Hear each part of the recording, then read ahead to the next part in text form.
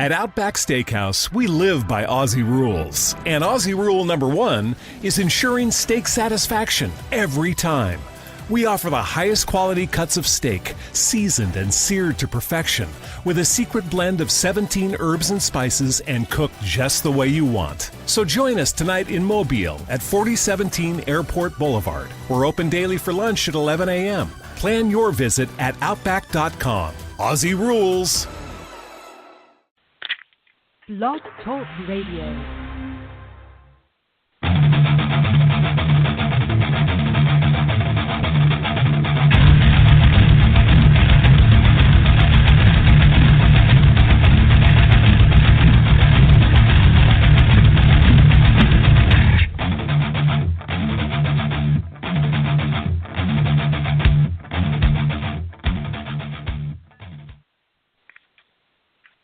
And welcome to today's edition of The Cheapest Meal presented by Deep Fried Draft. My name is Brian Bosarge. This is our weekly podcast. If this is your first time listening, our weekly podcast where we talk mostly our topics range from the NFL draft, but lately we've been talking about NFL, college football. It's always going to be pretty much football related each and every week. Waiting now on our guest today from WWL in New Orleans, Mike Detillier, going to join us to talk about the Saints. They're in their upcoming season, and we're also going to talk a little bit about LSU. We might dabble in some NFL draft as well, time permitting. You can also go back and listen to our older podcasts. We've talked many ranges of topics recently. We've talked to an agent recently, Austin Atkinson about the upcoming AAF and XFL. Last week we talked to Draft Countdown's Scott Wright, talked about all things draft and Notre Dame coming up this season. Many other things we've delved into today. Like I said, we're gonna get into the Saints and LSU with Mike Detillier. Hopefully that'll go on in a few minutes.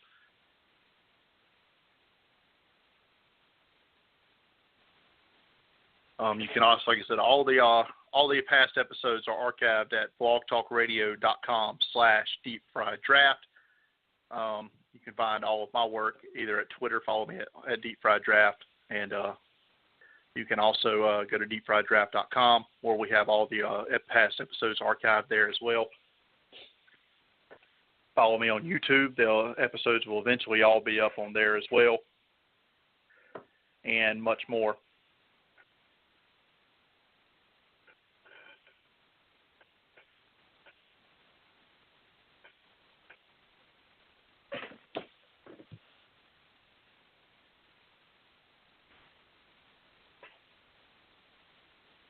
And now let's bring in our guest. He is college and pro football analyst for WWL 870 in New Orleans, and he's the writer of the annual draft guide, the M&D NFL Draft Report. He is Mike Detillier. Mike, I can't thank you enough for coming on with me today. My pleasure. Thank you for having me on. Mike, let's get right into it. Training camps are riling up, should be in full pads by now. So tell me, what's the main things that's been happening down there at Saints camp? It's been hot. I mean, that's the biggest story. I mean, it's been brutally hot the last 4 days. So, I think what sticks out at 39 years old to watch Drew Brees still throw the football. I mean, it's marvelous to see his precision and his accuracy skills at that age. Alvin Kamara is the wow factor. There's no other word to kind of say it. When he catches the football or he's out in the flat, just to see him, his open field running skills has just been tremendous. Defensively, I think that's probably been the biggest story. The defense has had some really strong days early on. And you see the improvement that the Saints have made at both linebacker and in the secondary.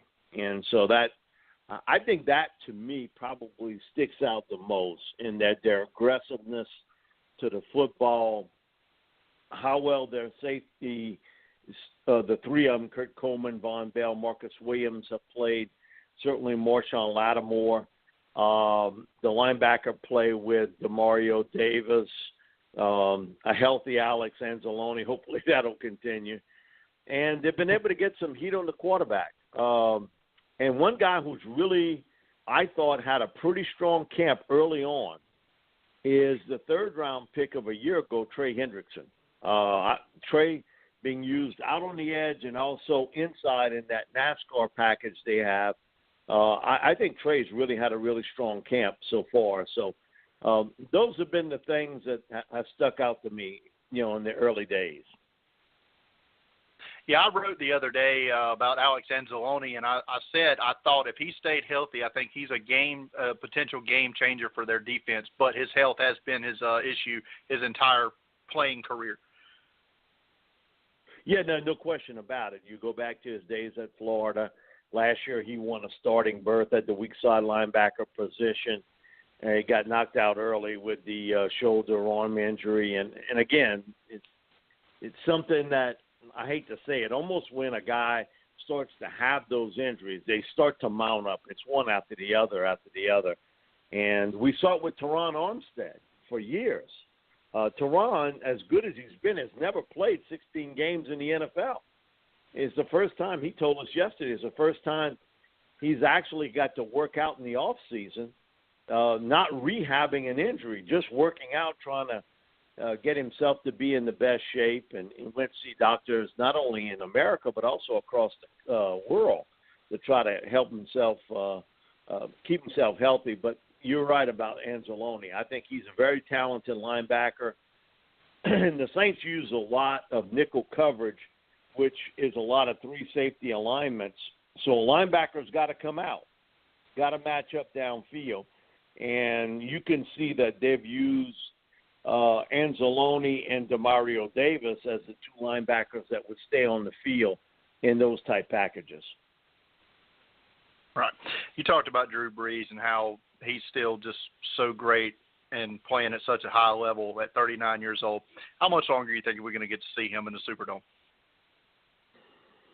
I think he's got, including this year, I think probably 2 to 3 more years that he plays at a high level.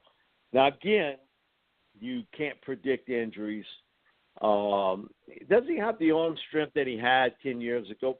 Probably not. But you see the accuracy skills. And, this game is played not by the strength of your arm, but the strength between your ears.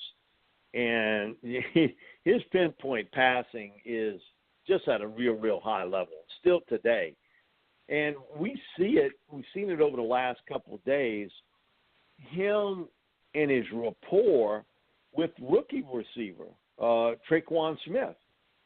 And yesterday in particular, he targeted Traquan a number of different times during the practice sessions, the padded sessions. So you could see that, he builds that rapport up with a wideout very quickly. We've seen it certainly with Michael Thomas, with Ted Ginn Jr., and, in the past, if it's been Marcus Colston or Devery Henderson or Lance Moore, those type guys. So, and he's got it also here with Ben Watson, another veteran he's worked with. So it's just remarkable. And I think you take it for granted. You don't appreciate sometimes what you got until you lose it. And that's going to be what's going to happen with this franchise. Everybody, man, I hear them talk about how good Taysom Hill is as a player. Taysom Hill's a tremendous special teams player, but he's erratic throwing the football as a quarterback. Mm-hmm. That's the reason why he wasn't selected a couple years ago when he came out. And he's erratic in practice. So why should you think that all of a sudden that switch is going to get flipped and come game time, he's going to be a starter-type quarterback in this league? You're kidding yourself if you believe that. And I think he's going to be a good number 2 quarterback in this league, and he's a different guy than Drew Brees. But when you watch both those guys throw the ball, you understand who's the starter and who's the career backup special teams guy. Right. Not to mention Taysom Hill's like 37 years old already. But let's well, tell me he's not what's that old, but it's almost like dog years with Taysom. But no, I tell you what, he is one heck of a special teams guy, and he's certainly going to make a difference for this football team on special teams. And I think for preseason, a lot of times guys shine because, Taysom, I think, is the type of guy, and because I saw him at BYU a lot, primary man was covered. He would take off running with it downfield. He's a tremendous athlete out in the open field. The problem has been the fact he's never finished a season at BYU. Because of that style of play, you get hit a lot. And I want to see, does he have a lot of patience or more patience staying in the pocket, throwing the football, because that is the NFL. Today, it's a huge part of the game. So, but I'm sure. Listen, everybody's looking for a story, and everybody's looking for something they can put a little pin on and say, "I was right about that Taysom Hill. Look how good he is." Just watch him in practice, and you understand why the Packers kind of cut him loose and why he wasn't drafted. I think he'll develop into a number 2 quarterback in the NFL. But where he's going to make an impact is on special teams. Man, he just levels guys when he's running downfield to make a play. Mike, what was the vibe like after the division round loss, and compare that to the vibe that's out there today? Man, watching Stephon Diggs cross the end zone and realizing there was no penalty on that play, my first thought is, I got 4 hours of sports talk to take these people off the ledge. Having grown up and listening and watching the Saints, I was a little kid when they started, but it's the most devastating loss in Saints history. Some people want to point to the 2011 game in San Francisco, and that I thought that was the best Saints team I've ever seen in 2011. But it ended crazy because they had 4 lead changes in 2.5 minutes of play. It was a ping pong game, but it didn't end in a walk-off. That game ended in a walk-off, and Drew Brees was 39 years old. That's the big difference. You thought, even if you lost that game, hey, we got a shot, somewhere down in the near future, and you just never know when you're going to get that chance again. I think one of the things Sean has tried to do is try to jump that emotional ditch with this football team. And a lot of, I got people say, and listen, they got to get over that. Listen, we all get over things in our lives, really. And then you listen to them talk, and they tell you about a former girlfriend or a wife, or how they lost a job, or things that, happened to them bad. They got over that. So you understand how difficult it is to get over a game like what happened in Minnesota. And I think it did affect the Falcons last year for a good portion of the early part of the season. And so I think Sean's tried to fight that. I do think it's better with a younger team than an older one. I just think, maybe a younger generation, what happens bad, they get over it quicker than somebody a little older. And so I think he's tried to give that positive aspect about how good this football team is. And in the past, he's always had that mantra of prove them wrong, prove the critics wrong. This year, his mantra is prove them right. Everybody's picking you to be a playoff team and a Super Bowl type contender. Prove them right. So he's flipped the script real quickly on them at this particular stage. But you can see there's a lot of positive energy here. They have gotten over that for the most part. Where it may show up again, and we all know it's going to happen late in the game, TV is going to flash to that play. And it flashes in the back of your mind. Let's not let that happen again. So similar to Atlanta blowing the lead late in the fourth quarter to New England,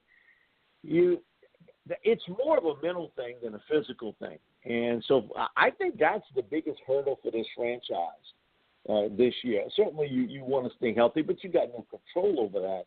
I think you can control your emotional energy.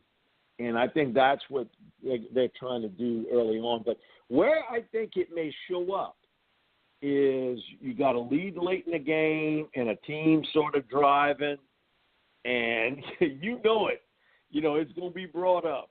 And you know one thing, if you watch it on TV, you're going to see it. They're going to show that play over and over and over again. But I think Marcus Williams has gotten over it. He's one heck of a football player. I got to be honest with you. You can see with him that he took that pretty hard. He just wants to get back on the field. And that's one of the things in football, when it is the finality of it. There is no next week or, well, in a month I'll get it back, or in 3 months I'll get it back.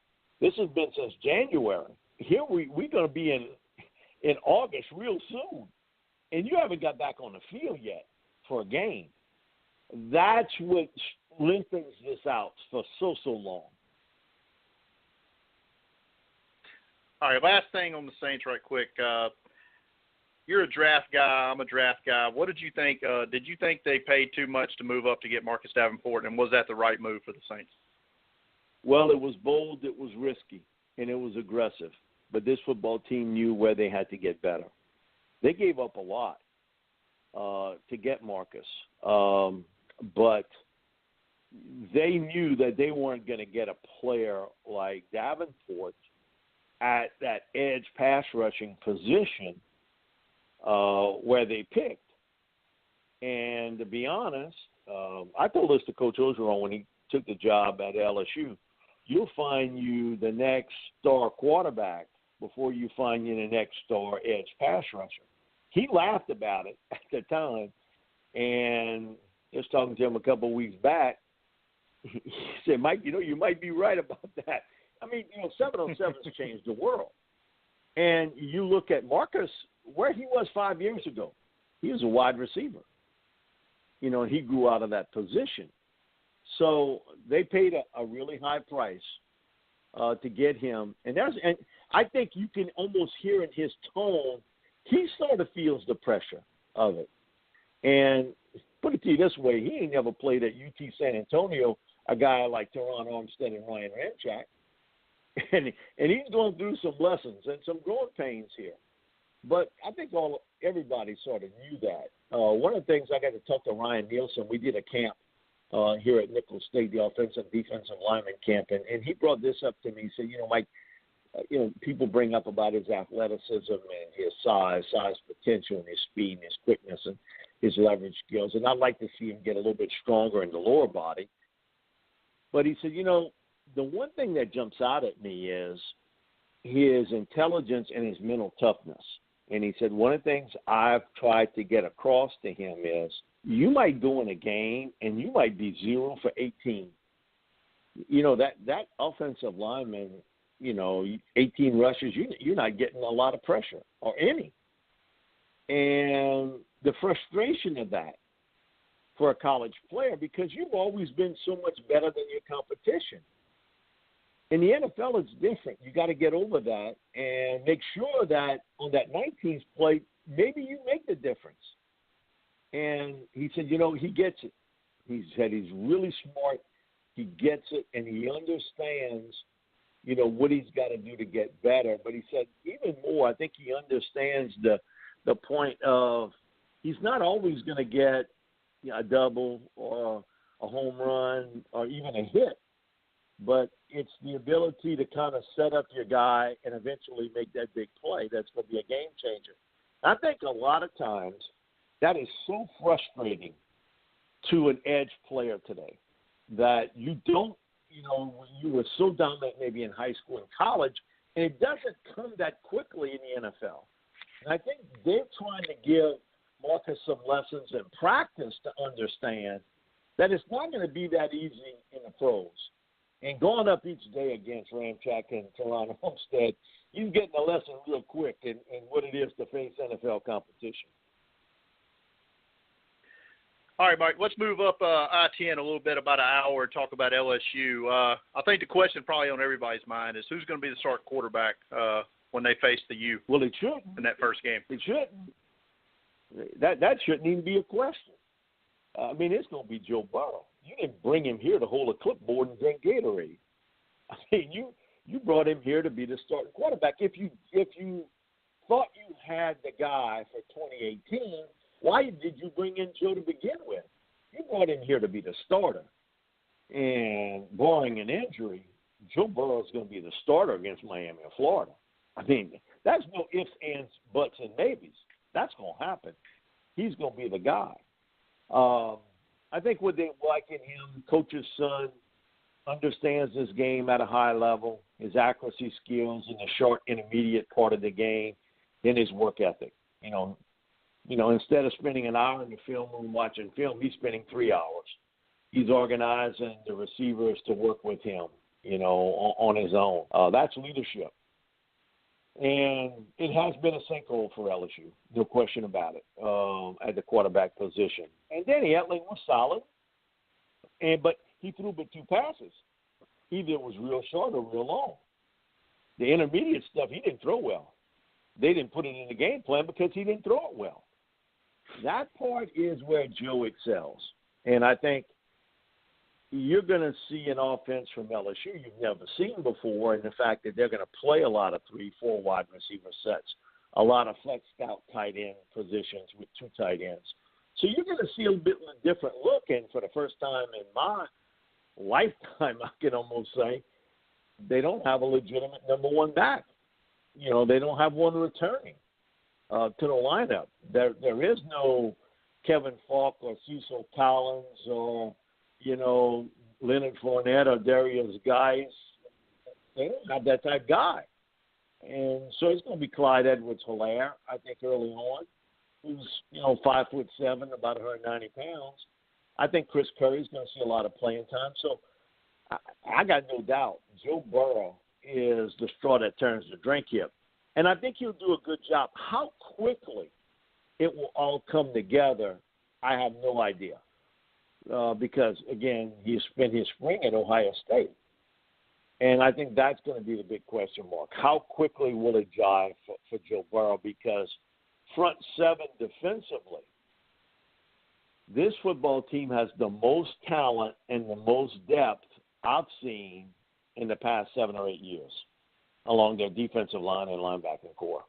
Because they were awfully thin. They've been awfully thin the last couple of years along the defensive line and linebacking position. They've got it now, and they've got it big time. They've got some talent, and they've got some depth. And last year, they had just whittled down. 2 years ago, and I got to talk to Dave Aranda. Dave was at the Saints camp for a couple of days, and Dave told me, 2016, we had more scholarship kickers than we had scholarship linebackers. So he said, I mean, he's not pointing a finger at anybody, but, as he said, you dwindle in numbers. And that's something O brought up to me the day after he took the job, that, like, we gotta get better up front. We got to be able to really go after people to strengthen our offensive, defensive line, linebacking core. And that's the only way we'll be able to go toe-to-toe with the Alabamas and Floridas and Georgias and, Texas A&Ms of the world. We got to be able to strengthen that. We just don't have numbers there. And that's where he has spent a good portion of the last 2 recruiting seasons trying to strengthen up both along the offensive, defensive line, and also at linebacker.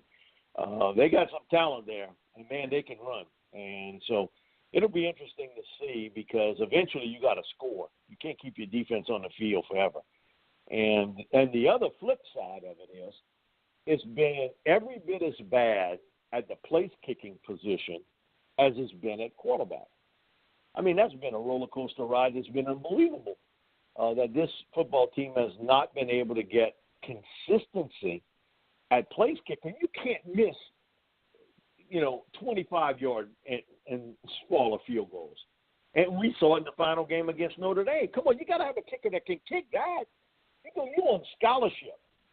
And kicking is a lot like golf. It's a lot between the ears. Yeah, you got to be talented, but it's a lot of mental toughness too. And it'll be interesting this year with a full-time special teams coach? Can Cole Tracy be that guy? And one thing I've banged the drum about from the Les Miles days and certainly the last 2 years, this football team has been really good when they've been excellent on special teams. You look at the top LSU teams, they had a really good kicker, a really good punter, a really good return man. You can't tell me with the athletes they're recruiting that they shouldn't be a top 15 type team in the return business, in punt kick returns. And yet that has been another roll of the dice on this team. And that can't be – you can't sugarcoat that. Poor DJ last year, he did it by default. And he was like Dave Kingman. People maybe remember Dave Kingman as a baseball player in the 70s, early 80s. Dave was either a home run or a strikeout. And that's what DJ was.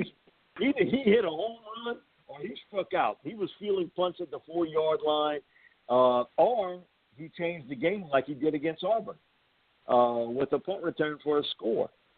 They wanted Dante to do it, but Dante Jackson was not secure catching the ball on punts. And so they've got to get that at a high level. And, again, the athletes at LSU recruits every year. That should not be in question when you think about the impact of an Odell Beckham and what he was able to do on this football team years ago, and Tyrann Mathieu, what he was able to do on this football team in the return game. I'm not talking about maybe returning to that level, but having good returners each year, that should not be in question at LSU, and it has been over the last 5 or 6 years. So I think special teams, and my thing is at the SEC Media Day, someone asked Ogeron about it. Someone asked that about it, because I've asked him in private. Someone asked him and let him talk about it. And yet you hear silence. Almost as though that part of the game they don't want to even bring up. But it is such a huge part when you're maybe going to – not maybe – you're going to have some struggles on offense with the young quarterback, and you don't have a dominant runner that you need to – you can't play to a draw on special teams. You got to win that portion of the game. So I think it comes down to this with LSU. It comes down to how quickly Joe Burrow can assimilate himself in this offense. Secondly, the place-kicking position has got to be solved by Cole Tracy. And thirdly, they've got to win in the punt kick return game and the coverage part of the game. That should not even be a question. And a lot of times it's not about talent, but it's finding the right guys to put out on the field that can cover and also be the top return people. Mike, I can't leave this podcast without asking you about the 2019 NFL Draft, because I know you do your draft guide. Yep. How far are you into your prep? Pretty far. I'll be honest with you. It's a great year for defensive linemen, especially a defensive tackle. Again, I bring that up because of the fact that there aren't a lot of top edge rushers anymore. But you look at, Ed Oliver, because he's my highest rated player on the board right now, defensive tackle from Houston, and he's a tremendous, tremendous prospect. You've seen Rashawn Gary at Michigan, Raekwon at University of Alabama. But I think the guy that ended up being the first overall pick is going to be Drew Lock, the quarterback from Missouri. I work with 5 former quarterbacks each week. And the one thing they're right about, quarterbacking trumps everything. And I've been at the Manning Passing Academy basically from day one. And for the last 13 years, we have Thursdays where the college quarterbacks, the counselors, go out there and throw the ball. And Drew Lock put on a performance I was really shocked at how accurate he was throwing the ball. And he's got a rifle. I thought Matt Stafford, when he was here, had the best showing I'd ever seen throwing the football. And we're talking about he's throwing the football to receivers that he's never been on the field with. These are receivers from LSU and Tulane and Southeastern and Nicholls State. These aren't guys that he's bringing in from his school. And Drew Lock, I thought I would see more of the Josh Allen I saw a year ago, Patrick Mahomes, who I saw a couple of years back, the fireball thrower. And yet he was real accurate throwing the football. So I think it's really top-heavy with a lot of good defensive tackles. I think Greedy Williams, Devin White from LSU at cornerback and middle linebacker are really top players too. But I'm interested in the development of Drew Lock at Missouri because he had such an outstanding season a year ago. And now with a new offensive coordinator with Derek Dooley and how that works out for Missouri. And they didn't give Derek Dooley the keys to the Aston Martin here. He can't wreck it. And so I think early on, it's maybe as good a defensive tackle crop as I've seen in the last 4 or 5 years. I mean, it's really strong there. And again, Ed Oliver would be my top-rated guy, but if you're asking who I think is going to be the top pick, I think it's Drew Lock from Missouri.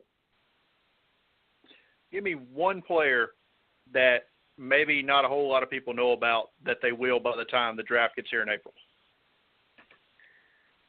You know what? I think it'll probably end up being a quarterback that right now we haven't really focused on. I think that there's always one of those type guys that emerges every year. I could say Herbert from Oregon, but I think people have seen him play a lot. Maybe not down in the Deep South, but I think he's a guy with a tremendous amount of talent at Oregon. He's a tall drink of water. He's got a live arm, and physically he's grown into that big body. I think the world of him as a player, and I think he could be a guy that could end up being a lot better than a lot of people kind of are giving him credit for today. Just because, you know, where he's playing, you're not seeing him a tremendous amount unless you're out on the Pac, you know, you're in the Pac-12 sort of network deal. You got to stay up late at night to watch Herbert play and throw the football. So I would say him only because I think most people like us who keep up with the draft, we know about him, but a lot of people really may not. The other guy, too, is DK Metcalf from Ole Miss. You know, because A.J. Brown has gotten so much ink, I think a lot of people have not, you know, given him the props that he should get as a receiver. And he is a huge man receiver who can get downfield and fly with the football. And so he's another guy with just a world of talent and certainly somebody who I think could emerge big time. And if you're watching Wisconsin, you may be watching 3 first-round pick offensive linemen play. I mean, that's how talented they are up front across their offensive line. So, but right now, I'll go with Herbert, who, you know, he's not a household name, but I think by the end of the season he will be. I think Justin Herbert will be. Yeah, I really think so too. And I can't tell you, Mike, you probably made the same mistake I did. You first saw his name, you wanted to say Hebert, didn't you? Because I know. No, listen, he came to the Manning camp a year ago. So, you know, as soon as I saw he was up for people we could interview, I went up to him and we started talking. And very similar to Bobby, you know, he loved basketball more than football, and then kind of grew into that big body. He had a big growth spurt and that sort of thing. And I asked him, how many times do people bring up the Seinfeld episode about Hebert and Herbert? And he said, more than you really believe. You know, and he said, you know, I can tell when it plays, you know, locally, because people say, oh, did you hear the Herbert-Hebert thing? And so, you know, he went along with it really, really well. We did a little piece with, you know, him talking to Bobby about, you know, it's Herbert, Herbert, you know, and so he can't talk like Bobby. I can understand him. He, you know, a lot better than Bobby J, even though we grew up in the same neck of the woods, man. Because it's a crazy thing with him and I and Ed. We all within a year of one another, and growing up here on the bayou, so been a crazy ride for all of us. Mike, this has been great. Tell everybody where they can find your work. Oh, SaintsReport.com, WWL.com. I'm on radio stations across the country, so it's easy. You hear the voice, you know where I'm from. Mike, I can't thank you enough for taking time out of your Sunday to be with me here, talk football, talk Saints. It's been great. Thanks a lot. Anytime. I appreciate it. Thank you. All right. Thanks a lot. That was Mike Detillier, analyst for WWL 870 New Orleans. Like he said, you can find his work pretty much everywhere. You can follow him on Twitter at Mike Detillier. That's Mike, Detillier. It was great. It's so knowledgeable about the Saints, so knowledgeable about LSU. He knows his draft stuff. Give him a follow. And like I said, that was just a very fun episode. Could have talked for another hour, I think. So that's going to do it for today's episode of the Cheat Meal. As always, follow me on Twitter at Deep Fried Draft, deepfrieddraft.com.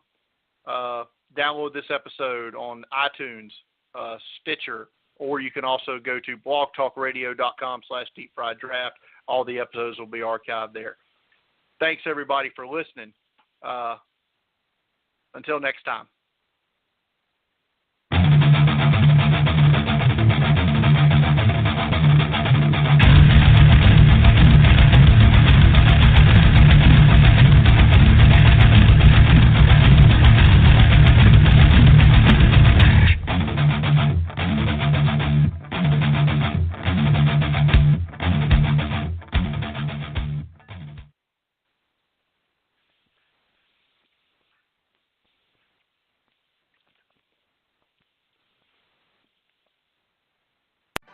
At Outback Steakhouse, we live by Aussie rules. And Aussie rule number 1 is ensuring steak satisfaction every time. We offer the highest quality cuts of steak, seasoned and seared to perfection, with a secret blend of 17 herbs and spices and cooked just the way you want. So join us tonight in Mobile at 4017 Airport Boulevard. We're open daily for lunch at 11 a.m. Plan your visit at Outback.com. Aussie rules.